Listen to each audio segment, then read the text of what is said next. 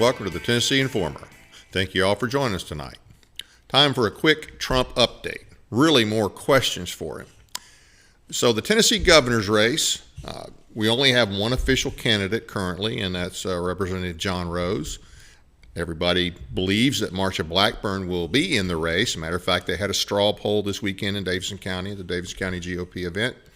And I heard two different results. The first result that was put out was fairly close, 52-46, and then supposedly there was some issue. Now, I was not there, so I didn't see any of this, but just talking to different people. And then they did a recount, and it was nowhere near as close. So I don't know that one county means anything anyway. Davidson County, one of the bluer counties in the state. But I don't quite understand why Marsha's not in the race yet if she's going to run. What I hear is that she's waiting for Trump's endorsement, or she's waiting for this, or she's waiting for that. Well, she's been in office for going on 30 years. You're talking about her time in the state legislature and her time in the U.S. House and her time in the U.S. Senate. So it's like she's a known entity. I don't know what she's waiting for. As far as the endorsement goes, and I did have the only person who's actually in the race on the show a couple weeks ago, Representative Rose. And this is certainly not an endorsement. I'm not making an endorsement here, but every rose may have its thorn. However, it was Marsha Blackburn that stabbed Trump in the back in 2020. So I don't know if he's going to forget that or not. I know a lot of people in Tennessee have not forgotten that. So it'll be interesting to see. Personally, I'm hoping that we get maybe a couple more choices in the race, or at least one more choice in the race. We'll see how that turns out. Yeah, and we did have a good interview. We went an hour and a half with Representative Rose, so get at least some questions answered there. And I will say probably questions on this show that may not get asked on other shows. So I encourage you to go back and look at that. It was just a couple of weeks ago. Like I said, I'm not endorsing Rose. I'm not a big Marsha fan. I'll just tell you that straight up. When I hear Marsha talk, I will have to admit, and I'm a Leonard Skinner fan, okay? She does remind me of a Leonard Skinner song, and it's not Freebird, it's swamp music. That's what I think of when I hear Marsha Blackburn. I think swamp, swamp, and swamp. Anyway, enough of that. Now to a more serious issue. Yesterday, we had a terrorist attack again in America, in Colorado, Boulder, Colorado. There was a group of Jewish citizens there doing a peaceful protest, and we had an illegal alien from Egypt, an Islamist illegal alien, who attempted to burn these people alive. Now, he overstayed his visa, and then he applied for asylum under the Biden administration. Maybe, just maybe, the Trump administration needs to think about that Muslim ban again, maybe take a good hard look at people who have overstayed their visas. And if they are Muslim or from a Muslim country, they might want to put a little more emphasis on getting them out of here. Guys, I don't know how often this has to happen for people to realize that Islam is incompatible with civilization. This guy was not a radical Islamist, because there's no such thing as a radical Islamist. There's only Islamist, and it is radical. Trump may also want to reconsider this idea of allowing Qatar and Saudi Arabia to invest in our country. Because do you think they're going to invest in our country and our Muslim population is not going to grow? We're concerned about Epic City down in Texas right now. How many Epic cities would the Kuwait, the Qatar, the people from Qatar and the Saudi Arabians fund if they're pumping trillions into our economy? So I guess we'll just have to wait and see what happens with that. Anyway, that's the Trump update tonight, or should I say questions for Trump. Our guest tonight is Professor of Law Jeffrey Addicott of St. Mary's University School of Law. He is also the director of the Warrior Defense Project. He's a retired lieutenant colonel from the U.S. Army. He served as an active duty officer in the Judge Advocate General's Corps for 20 years, much of that time as in the Special Forces. He started the Warrior Defense Project several years ago. The project's mission statement is to offer real-time legal aid to service members who are wrongfully accused of misconduct in the performance of their official duties free of charge. Fighting for those to fight for us is their motto. Jeff, thank you for being with us again tonight. It's good to have you back. My pleasure. And this is I think when I've had you on a couple of different occasions. Most of the time it's been historical issues, and every time I think we had some conversation about, well, I need to have you on talk about the Warrior Project, the Warrior Defense Project. So I'm glad we're able to do this. So let's get right into it. How did it come about, and how did you get involved? Well, I did 20 years in the military. I was a senior legal advisor to the Special Forces and jumped out of a lot of airplanes. When I retired, I became a law professor, and that was right before 9/11. When 9/11 occurred, I'm here at the St. Mary's University School of Law in San Antonio, Texas. I founded the Center for Terrorism Law to assist the Bush administration in looking at all the legal and ethical aspects of the law of war, dealing with a lot of things we'd never done before, from Guantanamo Bay to use of force issues to judicial rulings about the status of enemy combatants. So I was very active in that arena for many years. I testified before the Senate about waterboarding, which is not torture. I visited, of course, Guantanamo Bay, and I worked with the Bush administration, met President Bush about 4 times. And so also was on an advisory committee with the Bush administration people, did 3 amicus briefs to the Supreme Court on behalf of soldiers. And when President Trump came into office, well, actually in 2007, I was sitting in a restaurant with another Special Forces buddy of mine, and I heard about a case in Fort Bragg, North Carolina, which is the center of the universe, where 2 Green Berets had been brought back from Afghanistan and charged with murder for shooting a Taliban bomb maker in the head. And of course, I found that very disturbing, and picked up the phone and reached out to some of my contacts still at Fort Bragg. And long story short, I ended up representing these 2 soldiers at their general court martial for murder, and all charges were dropped against these 2 gentlemen. One was a captain, one was a senior NCO, and they gave me a nice little drawing, which is I put it on my wall, and it shows 2 Greek warriors fighting the enemy while this angelic figure is watching their back. There's a photo right there with the shield. So that drawing came from them.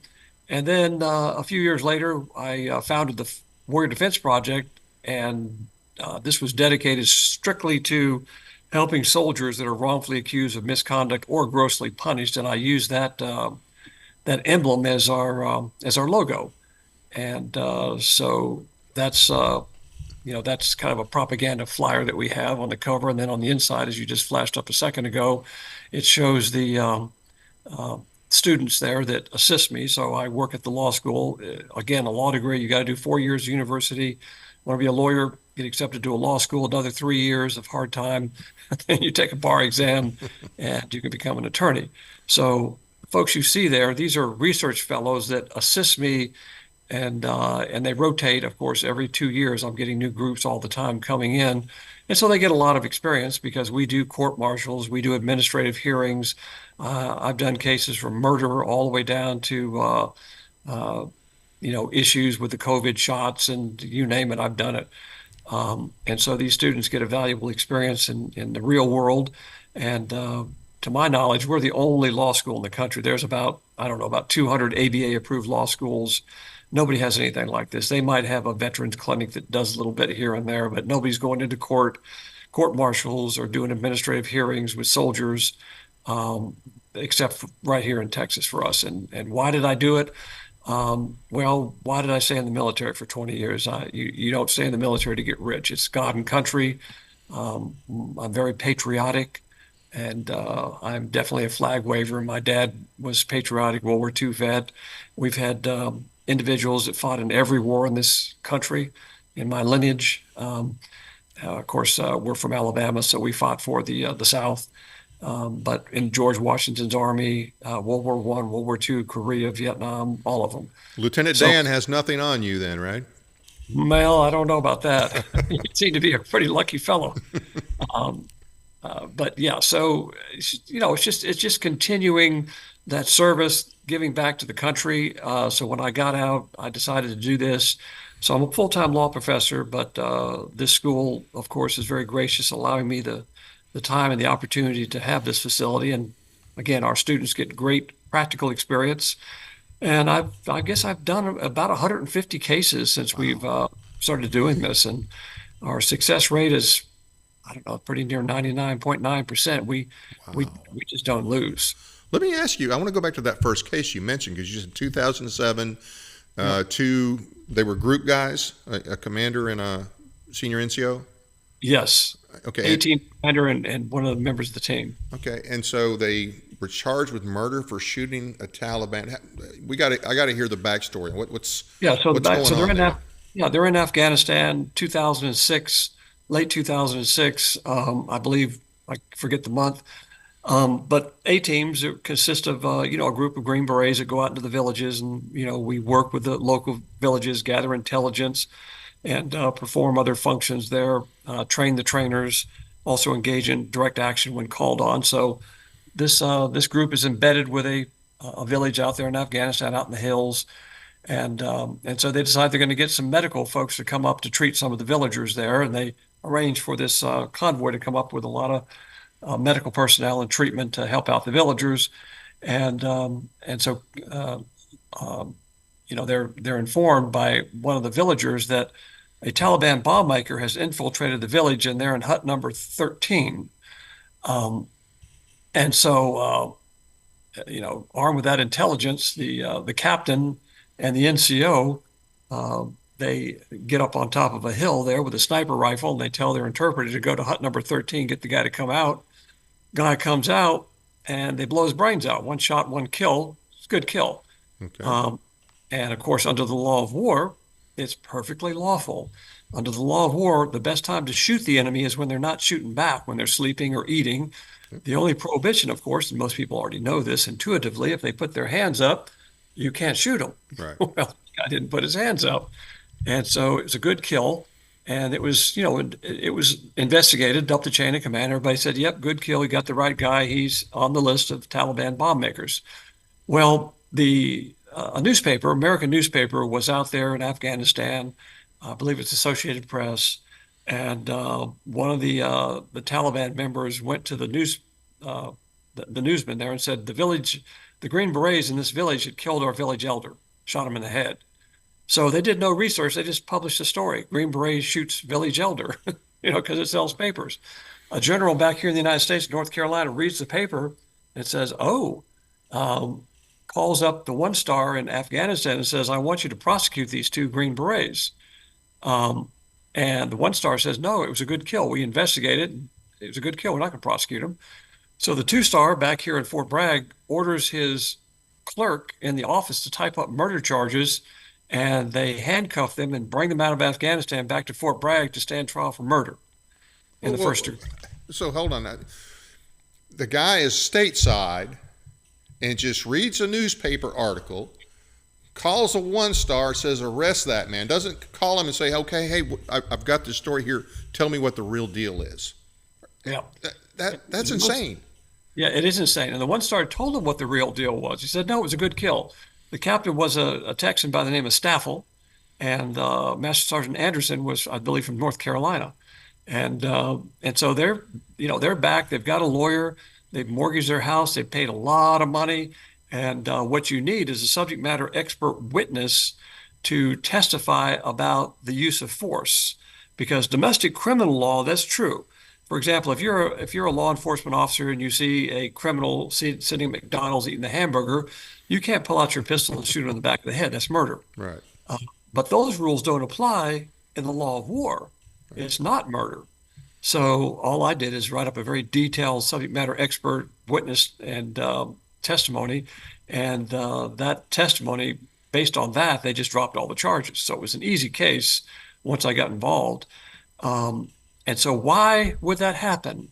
Well, most of the cases I handle, again, I don't take cases unless I'm convinced that you are innocent. Right. So if you're out there and watching this show and you're guilty as hell, please don't contact me.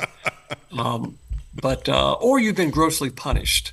And I've got a big bullshit meter. I've been doing this for 40 something years, both 20 in the military and 20 out.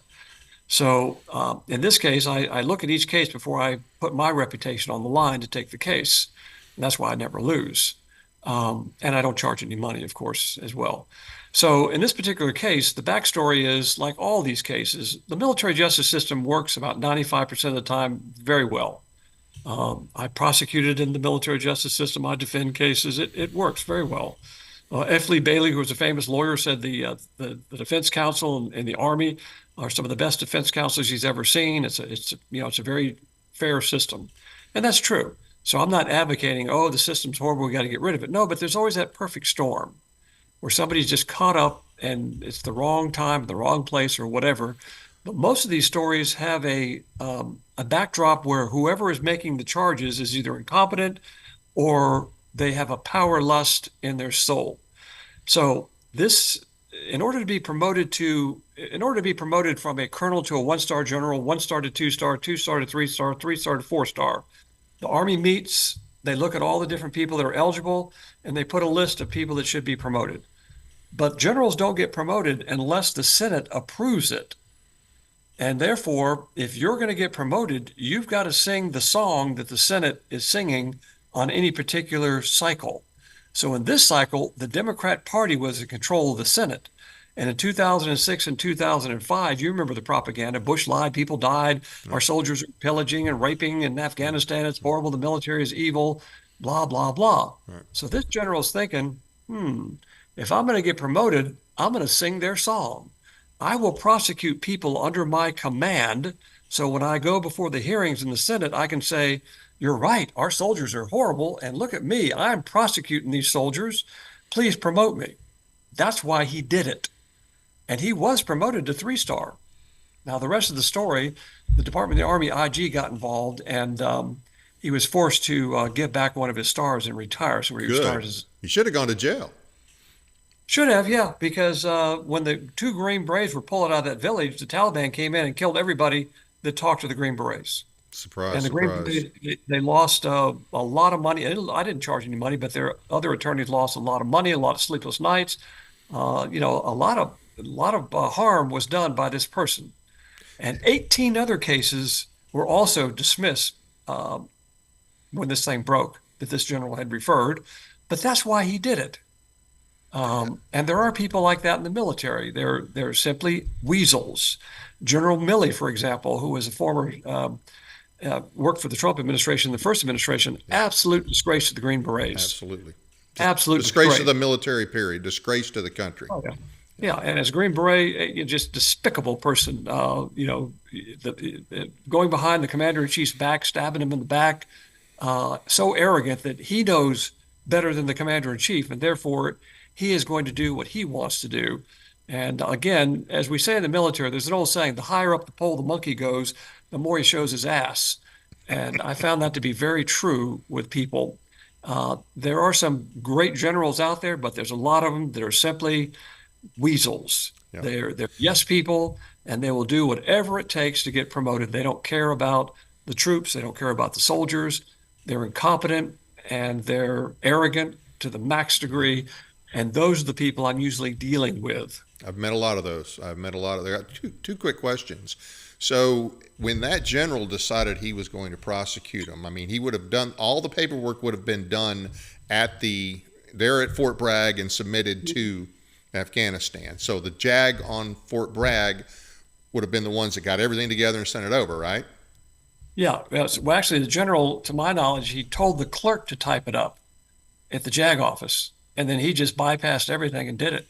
And then, the JAGs fell in line, obviously, but we know that Pete Hegseth right now has a problem with many of the military JAG system, and so did I. I mean, I was a JAG officer. I served with some very honorable people, but there were some people that were just, they're just human beings. I mean, any endeavor, the military, law enforcement, lawyers, doctors, you name it, you've got people there, and X amount of people are just, they have no honor, no integrity, and we just have to deal with them. So the military is no exception, but there is a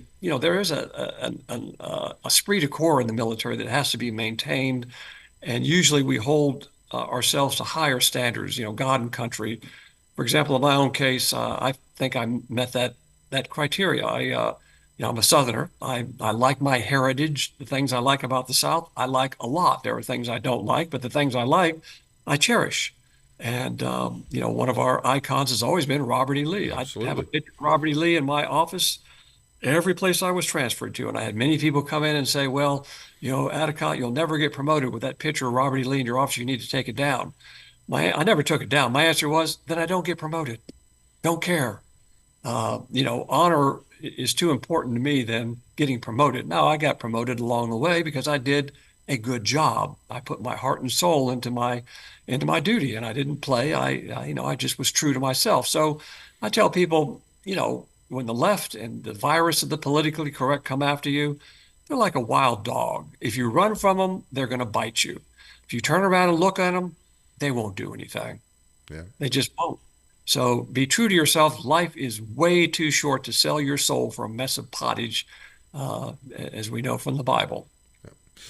Millie, are there things that he could still be prosecuted for some things that he did at that time, correct?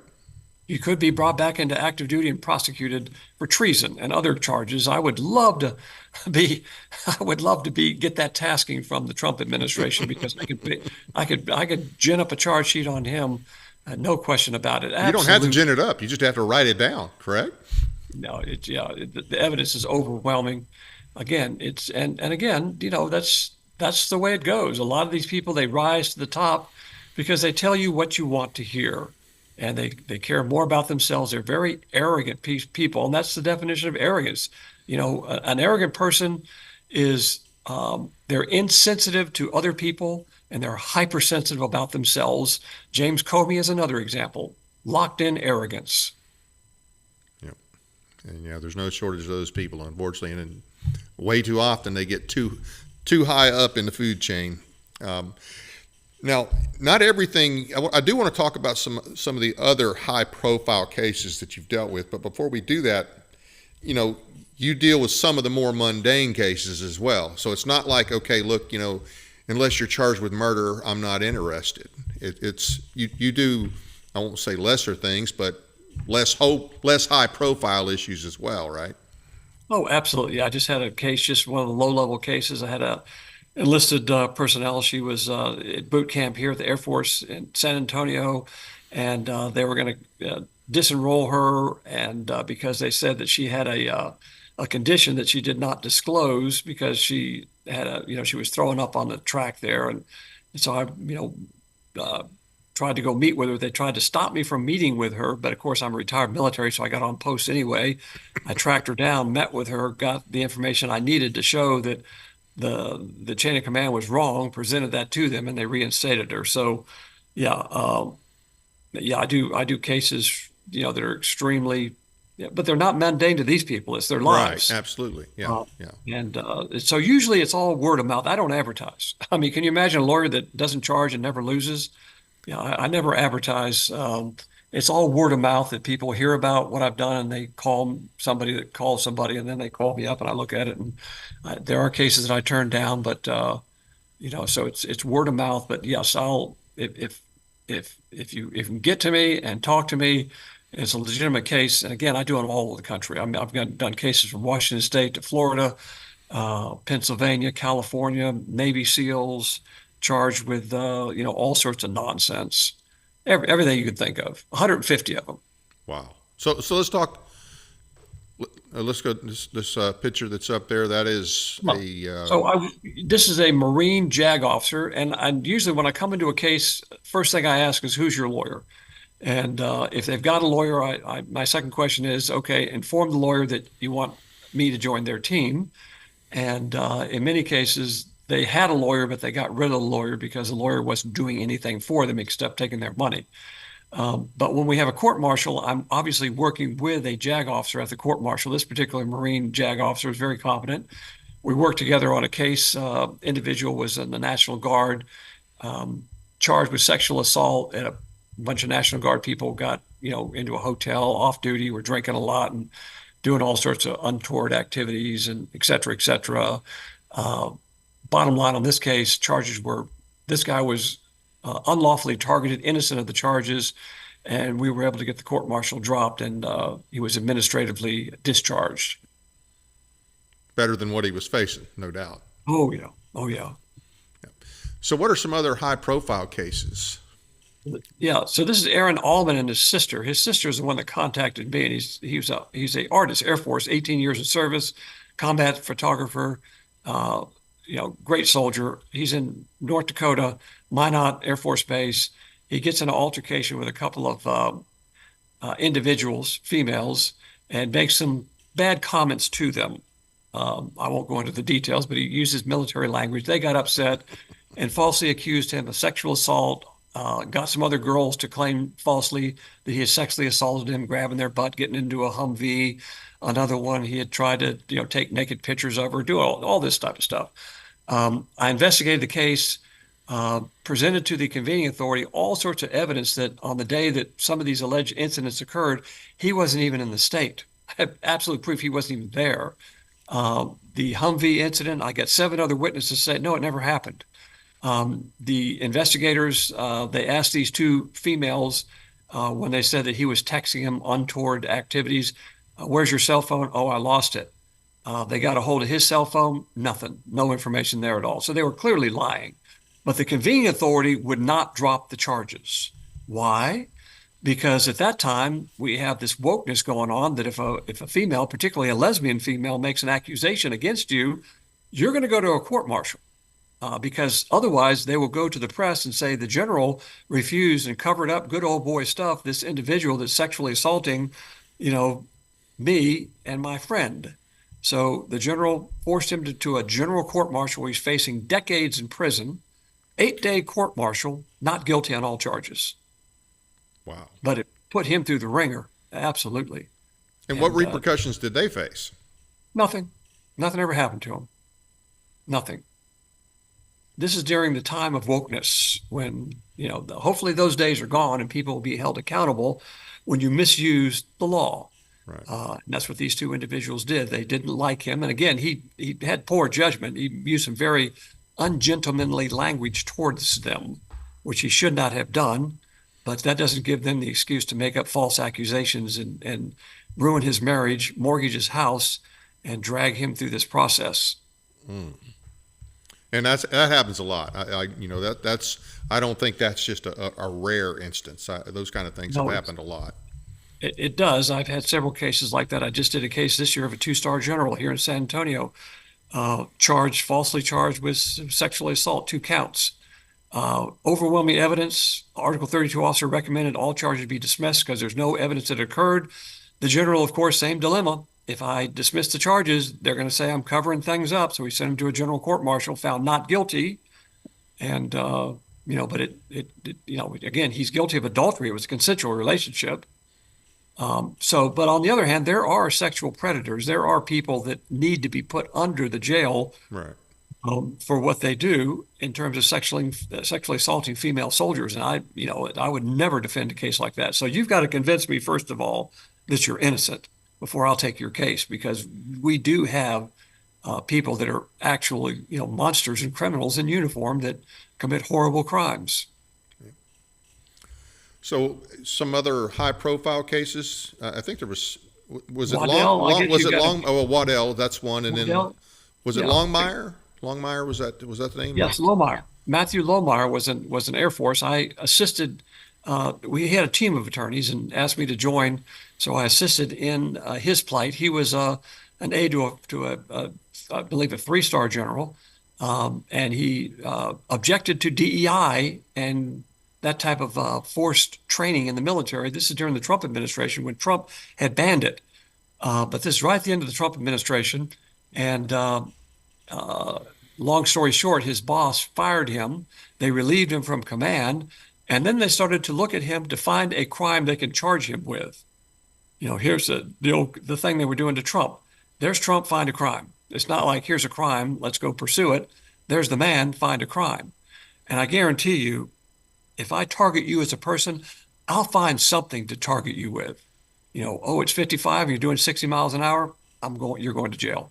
You know, every one of us, if you target someone, we're going to find something. Oh, yeah.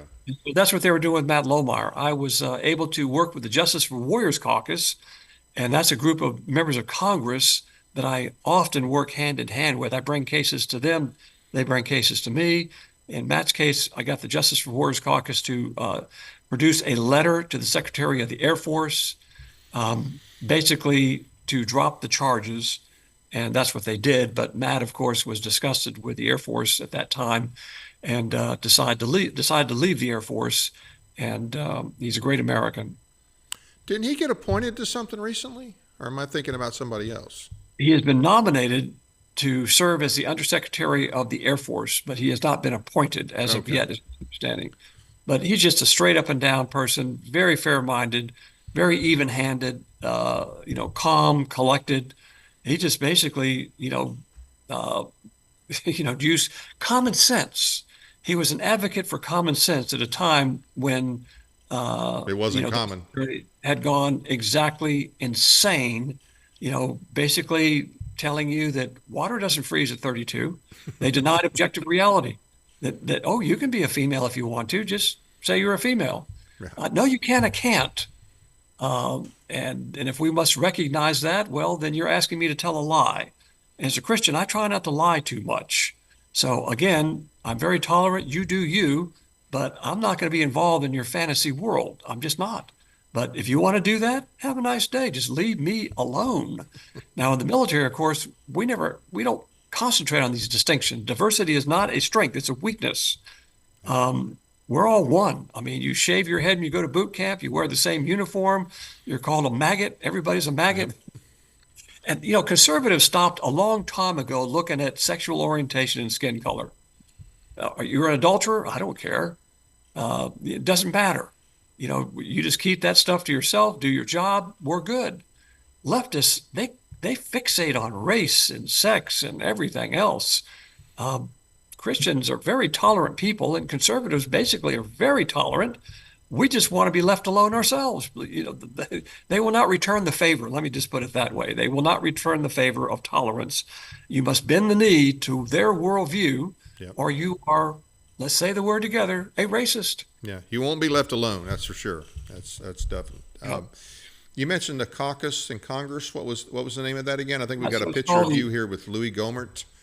Yeah, it's called the Justice for Warriors Caucus, and they're a group of Republican members of Congress, and it's always perplexed me why we have Democrats that are veterans, but they've never joined. They just won't join. I suppose it's like the Black Congressional Caucus.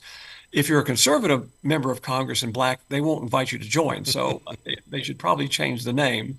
But Louis Gohmert from Texas was the first. He's a JAG officer, was the first head of the caucus. He's now retired from Congress, and Eli Crane from Arizona is now the chief of the Justice for Warriors Caucus. And they're just concerned about injustices in the military.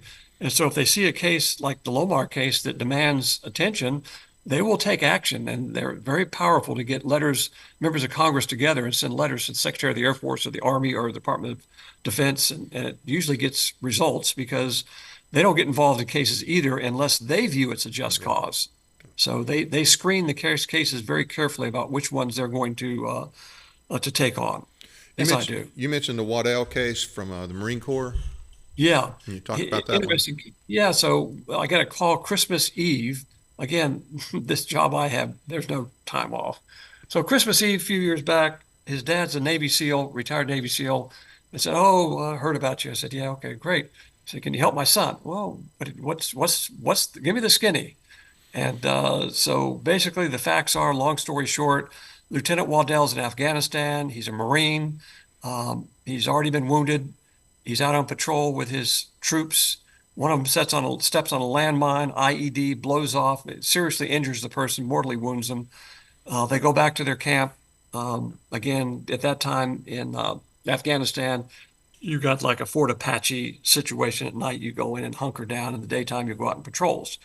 So a few days pass. Lieutenant Waddell, by virtue of the other officer leaving the camp, is the senior officer in charge. We got all sorts of spy networks. They're looking out from all directions from the camp, and they see a group of individuals with shovels about the same spot where Waddell lost one of his men digging a hole, planting an IED. So Waddell's thinking, we need to kill these people. But the rules of engagement are in effect at that time. And the rules of engagement, this is 2011, say that you may not shoot at an individual unless they're shooting at you first or you have a positive ID. Now, these people don't wear uniforms, so it's hard to get a positive ID. He zooms in with a camera and they identify one of the people as on their list of bad guys. But you still can't kill them. You got to call mommy in headquarters, picks up the phone and calls headquarters. Hey, do you see what I'm seeing out here? Permission to kill this one dude. And they hem and haw for a while. They finally said, okay, permission granted, but you got to use the least intrusive means. So he gets a sniper. Yeah, wait, but the least intrusive means to kill this guy. So no collateral damage. They don't want to kill any of the other people around the hole that are digging, that are helping plant the bomb. We wouldn't want to kill them. Right. No. So he gets a sniper, 2 snipers, boom, boom, miss, reload, boom. Hey, sorry, Marines out there. Boom, boom, hit the guy in the stomach this time. He goes down. And then from the local village, a bunch of people come running out, males, military age males. They have a tractor and they put the bad guy on a tractor and they start to drive away. Well, Waddell orders the snipers to shoot the tractor to stop the tractor. They shoot the tractor, perfect shot right in the engine, tractor stops, bad guy rolls out. So at the end of the day, 1 bad guy killed, 1 tractor wounded, no civilians injured at all. What do they do to Waddell? They relieved him from command, which ends your career. Your career's over. Because he had violated the rules of engagement by shooting at the tractor. And so I called up. Shooting at the tractor. Right. Shooting a tractor without permission from mommy. So I called up the headquarters. I called up the general there in Afghanistan because you're entitled to a hearing once you're relieved from command. And I said, I'll pay my own way out there. I'm going to fly out there and defend this guy. Nope, you can't come. Really? Okay, then I'm going to be catching a plane to fly to Washington, D.C., just to let you know, with these facts, to give them to the newspaper. We'll see how that works. And so I flew to D.C., got hold of some newspaper buddies of mine, and said, look at this story. Check this out. And so you see the Army Times. I didn't come up with that language there, folks. They heard the story, and there it is. It says, how rules of engagement can cost lives and destroy careers, screwed by the rules of engagement. The Marine Times cover said, sacked and sold out. And so my name, of course, is mentioned in dispatches throughout those articles. I wrote most of it. And so what happened when this story hit? Well, the people in the Pentagon, got them all excited because this is not good news. And so the next thing I know, I get a call. Well, Waddell has been reinstated and he's not going to be kicked out of the military. He's going to the post-Navy graduate school in California. And so he is now a lieutenant colonel in the Marine Corps. Everything ended well. But one final story on this, the type of people we have that we need in the military, Lieutenant Waddell, when I first called him up with his dad, he said, I don't want you to represent me. He said, if this story ever gets out, it'll make the Marine Corps look really bad, really stupid. And he was serious. He said, no, I care more about the Marine Corps, the Corps, because people would, when they just won't believe this crap. So we told Josh, and we said, Josh, this is not just about all the other hundreds of people that are getting screwed by the ROEs. And then he relented. So that's the type of people we need to keep in the military. God and country. They don't do it for money. They don't do it for anything other than God and country. So I wrote, I've done many rules of engagement cases. I wrote a law review article. I do a lot of writing on these things. So I wrote a law review article on rules of engagement, how they're destroying, our soldiers, et cetera, et cetera. The good news about the Trump administration, when he was destroying ISIS, the first thing he did is he got rid of the rules of engagement. He said, you can use violence at the low level. You don't need to call mommy for permission to kill somebody. If you identify they're an enemy combatant, kill them. And that's how we destroyed ISIS. That's what you should do instead of these pansies that we have as leadership that have these rules of engagement that get our soldiers killed. Because basically you tie one hand behind their back and tell them to go into combat. It's insane. Absolutely insane. Our enemy doesn't respect us for this stuff. They laugh at you. Oh, yeah, absolutely. Absolutely. We've lost a lot of good people. Extortion 17, a case I worked on, lost a whole bunch of Navy SEALs were killed. The largest killing of Navy SEALs Yeah. occurred in 2011. I worked on that case with one of the gunners on the ship, the gunship. She could have stopped the Taliban that shot that RPG into the helicopter, killing all those people, and yet the rules of engagement prohibited her from doing it. And she asked 3 times for permission to kill the enemy. They denied it. Denied it. And so let me ask you, the person that denied that, and I understand that was probably going on 20 years ago now, and I've met the family. They live here in Tennessee. Yeah. Could they still be found liable for anything for denying that and basically killing all No, those Marines? no. Did you see the film Fallen Angel? I don't think so, no. Yeah, you need to watch that. That's a whole story about Extortion 17. I'm in there doing part of the interview on that as well. So no, because in the military, uh, military personnel are immune from civil suit. Otherwise, the army would be broke because no, the commander sends you up the hill and you get killed. I'm going to sue the No, no, commander. no, no. But I'm saying, okay, she saw something. She was overridden. Yes, She was she was not followed. allowed to Right. She protect would have been those guys. court-martialed if she shot these people. She would have been in trouble. And so she followed superior orders, as we're trained to do, follow orders. She had the opportunity to kill the Taliban members that subsequently used that RPG to shoot down the Chinook and kill all those Navy SEALs. She could have killed those people. She was in a gunship flying above the valley, the Hmm. C-130. They identified him through various night vision Right. capabilities, Yeah. saw him, request permission to kill, denied. Yeah. Saw him again, request permission to kill, denied. And that's the thing right there. Once the enemy was identified, there should have been no question. She shouldn't have had to ask for permission. Once the enemy was identified, she should have been able to take him out right then and there. Yes.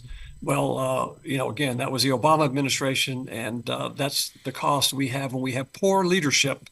Again, if we have good leadership, the American people prosper, our military prospers, our economy prospers. We got bad leadership. Just because just because you have a new toilet, it's the same old crap. You've got to have new leadership, and like Trump. I mean, I tell people, don't listen to him with your ears if you get upset with his language. Listen to him with your eyes. What's he doing? He's closing the border. He's brought Yeah. pride and honor back to the military. We're not worried about wokeness and concentrating on the things that divide us. We're one team, one fight. It's very refreshing. Yeah, and the military definitely needed it, and it's going to take a while to repair the damage. That's for sure, because as you know, it's a big institution, and you don't get rid of all the bad eggs at one time, unfortunately. Now, The virus is still with us. yes, is that the most infuriating case you've worked with, or is there anything that could possibly be more infuriating than what you've mentioned? Well, you know what? To tell you the truth, I thought about that question. Every case I take infuriates me. I mean, I put my heart and soul into these cases. That's why I don't lose. I leave no stone unturned, and people know that. I mean, one of the great benefits I have when commanders find out that I have taken on a case, they'll Google me and find out, and the word spreads. I've had commanders that just throw the person back in the water. They don't want to mess with me. So no, okay, we're good, because they want to get promoted, Right. because they know that I'm going to make them look very bad. And I have a lot of contacts in the media. Many of my cases have made front page national news, and they know that. So they many of these people, they know who I am. And so, that's a tool that I use to my advantage. I want them to know who I am. And so those are some of the cases that made front page news that we have featured right there. And so I seek that because it makes my job easier, because a lot of these cases, it's not, I don't go into court all the time. It's really a battle. It's a battle of making them do the right thing. And what forces them to do the right thing is, I'm going to get you in trouble for what you did. Your name's going to be in the newspaper and you won't get promoted. So basically, injury and insult if they're on the wrong side of this issue, then. Yeah, and again, so I just, I'm every case upsets me. Every single case is like, what? Because I take cases that make me say, what? You got to be kidding me. Some of the stuff you can't even make up. Yeah, that's why you take them, because they're so outrageous, right? That's Yeah, part of it. And it's gratifying to me too, as an attorney, I like combat, and this is legal combat. And, I'm pretty good at it, and I enjoy doing it. So I'm going to keep doing it as long as the good Lord's got me here. So, is there any other cases you want to talk about? I mean, you've covered a lot of high profile situations there, and hopefully these kind of things go away. Yeah, I like cases that come in clumps. So a while ago we had a whole bunch of people that I represented called the GRAP, Guard and Reserve Assistance Program. Right. And these people were being titled by the CID, their careers were being destroyed, they couldn't get concealed weapons permits, couldn't get security clearances. Long story short is I helped just by getting the CID to go back and look at all these cases. I was able to flip hundreds of people and get justice for them because I relentlessly fought for about 4 or 5 of them, and was able to get the attention of Congress and the Justice for Warriors Congress and get that overturned. I've been trying to do that with the COVID vaccine issue. A lot of our soldiers, their absolutely lives destroyed by this nonsense with the vaccine mandate. It was all total deception by our government and total cave by the military, just following along and not even asking any questions, and deceit and lies and the whole 9 yards. You're supposed to take care of the troops. I mean, that's the Right. main thing you do as the leadership. Take care of the troops. It's all about the troops. And so, I like to get cases that have a general theme where I can knock off a whole bunch of, provide justice for a whole group of people that are in a similar situation, similar boat, like getting rid of the ROEs. I mean, that helps a lot of people. Yeah, the ROE has been insane. From I was in OIF 1 and then went back in 05, 06. And the ROE was just crazy even then. And that's the Bush administration. That was before Obama. The thought of going to war under Obama, I'm glad I was out of the Army by then, but even under the Bush administration, Yeah. even by the second time over there, and granted the second time over there, I wasn't going out and about much. I was mostly on the fob the second time. But just talking to people that were going in and out and listening to some of the ROE, and it got to where they also didn't have confidence that if something happened, they became hesitant to react sometimes because they were afraid they would get left out there flapping Yes. if something You're right. happened. They didn't. No, They didn't trust their leaders. Bush is just as guilty as Obama, and there's no question about that. This bunch of nonsense. It's not how the job of the military is to meet the enemy, destroy the enemy, and leave. No long hot showers. We don't seem to learn that lesson. Trump understands that. Bush didn't understand it. Obama didn't understand it. Biden certainly, I don't know what he understood. Yeah, that's a good question. He may not have understood half of what he signed. So we'll see how all that turns out. Any updates on the COVID stuff? Because I think they were offering all those people to be reinstated. Yes, they are, but there's a whole group of people that the reinstatement is not going to provide justice for them. Some of them were actually prosecuted, so we're seeking a blanket pardon for everyone that was administratively or judicially prosecuted for not taking the COVID shot. And so that's another organization. Another organization I work with is called STARS. And I just joined their board of directors. It's a very competent group of retired general officers and other individuals that are concerned about, doing the right thing, getting our military back on track. I usually don't join up with other organizations, but this is a very competent group, STARRS, and they work tirelessly, selflessly for our military. And it's God and country. That's our motto, God and country. So how can the public help with that? Well, I operate on donations. The university provides, a lot of things for me, but they don't have a funding site. So all the money that I have to use to fly here and do this and do that, we do private fundraisers every once in a while, do conferences, but I always tell people be very cautious where you give your money. There's so many crooks out there. I encourage people, if you're in Texas, come to San Antonio, look at my facility. I'll be happy to walk you around, show you exactly what we do. But if you have an interest, if you have, uh, unlimited funds or funds that you want to donate, contact me directly and I'll meet with you and talk to you directly. But there are so many crooked lawyers out there, oh my golly, that raise money off of soldiers that they defend and make untold amounts of money and put it in their own pocket. I've seen that. It's really bad. I won't mention any names, but that's why I'm not associated with any other group because I've seen some of these crooked organizations that fundraise off of soldiers. And if you get little flyers in the mail, you've seen these things. Mm-hmm.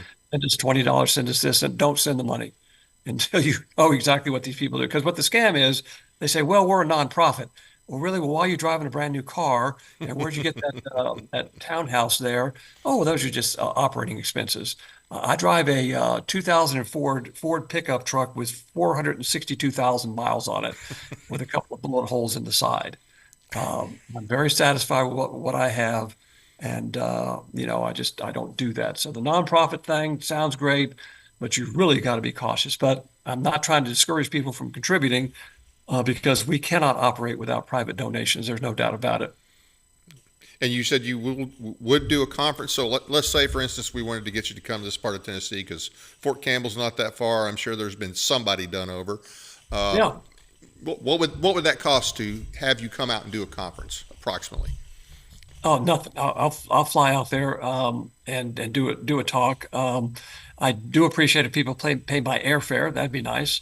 Right. But I wouldn't think about having you coming out without doing that. But I was just yeah. I So just figured no, expenses, at least. yeah, no. I mean, I've done two conferences in San Antonio. Well, one in Houston, one in San Antonio. One was on border security, and then one was on veterans' rights. So I'm planning on doing a conference this year on terrorism issues, which are in the news. So again, my mainstay is I'm an international expert on terrorism law. I wrote the literal book on it. And so I've done over 5,000 speeches all over the world, from Egypt to England to France to Russia, Ukraine, you name it, I've been there. Yeah. So I am a subject matter expert in terrorism law, international law, national security law. Yeah. Um, so yeah. We had Happy you to speak here in Paris. Oh, good. It's been more than 10 years. It's probably been closer to 15 years. We had you come and speak on the terrorism issue. I think you did. You all paid my airfare and stipend for food and gas or whatever it was, rent a car. But Yeah. uh, yeah, so I'm cheap. I mean, And when I've I had say some we, people. I don't mean Tennessee Informer. Tennessee Informer, it was a Tea Party group we had at the time here in Henry County at the time called Volunteers for Freedom, and we brought you out here to speak. So we may need to think about having you come back. Any closing thoughts? Yeah, buy my book, Trampling Union Terror. If you're from Tennessee, you need to read this book. It's the rest of the story. Yep. It's stuff that will open your eyes. The first book's called Union Terror. The second book just came out. It's called Trampling Union Terror, and it deals with forest into Tennessee and all sorts of activities and atrocities that occurred along the Tennessee border, Mississippi, Alabama, all that particular area. Fascinating read. Took me 50 years to research that one. 50 years? Well, on and off. Life got in the way, but I've been working on that for literally 50 years Okay. since I was 18. Right. Yeah. Well, I've read the first one, Union Terror. I need to get the other one and read that, but I'm looking forward to it. And had you on. I think the last time we had you on, we talked about that. The first time we talked about your first book. Yeah. And I guess maybe I'll have you on next time when you're available, and we'll talk about terrorism law. Okay. Sounds good. Yeah. So Sounds good. hold on. Producer's got a question. Say. Okay. You're now officially alumni. You've been on here 3 times. You're alumni. For whatever that's worth. So anyway, Okay. all right. Hey, thanks for being with us and for all that you do. We really appreciate that, and I know the members of the military that have been done over in some cases definitely appreciate you. I want to thank the audience for taking the time to watch our program tonight. Please be sure to hit the like and subscribe buttons as well as the notification bell so you never miss an episode. We appreciate your support. It doesn't cost anything to subscribe, and we really do need subscribers to watch the show, even if it's later in the week. It really helps our numbers and will help keep us on the air to keep this project moving forward. We have about 60% of our viewers who are not subscribers, and we thought we could up that a little bit. We're almost at 600, so if everybody would just watch even 10 or 15 minutes, that would help a lot with the numbers. Check us out on the audio versions on iHeartRadio, Spotify, and other platforms as well. You can sign up for our weekly newsletter at our website, teeninformer.com. Please find and follow us on Facebook and X. A new feature we added last week is called Dave's Raves, which are 2-minute audio commentaries on current events. Expect at least a few a week, if not daily sometimes. Got some announcements for you. The Stewart and Henry County TFA will meet this Thursday, 7 p.m. at the Holly Fort Shooting Complex in Paris. Our speaker is Neil Thompson. June 19th, 5:30 p.m. Central, the John Birch Society, Peaks of Hope, 41, the John Birch Society, Peaks of Hope, will meet at 4188 Peavine Road, Suite 101. This is in Crossville, Tennessee. Danny Blitz, who is a member of TNCSS, we've talked about that organization here several times, will give a talk titled Nullification, Our Duty to Interpose. All are welcome to attend. You do not have to be a member of the John Birch Society to attend. No need to register in advance. If you get a chance, go check it out. Our guest next week will be Wanjiru Najoya of the Mises Institute, who will address historic lies and hypocrisy of the Civil War era and Reconstruction. Our second show will feature Colton Maccabee, a wrongly imprisoned J6er. You will really you want to hear his story. He's got quite a story. Hope you'll join us again next week. That's it for now. Good night from Paris, Tennessee, that is.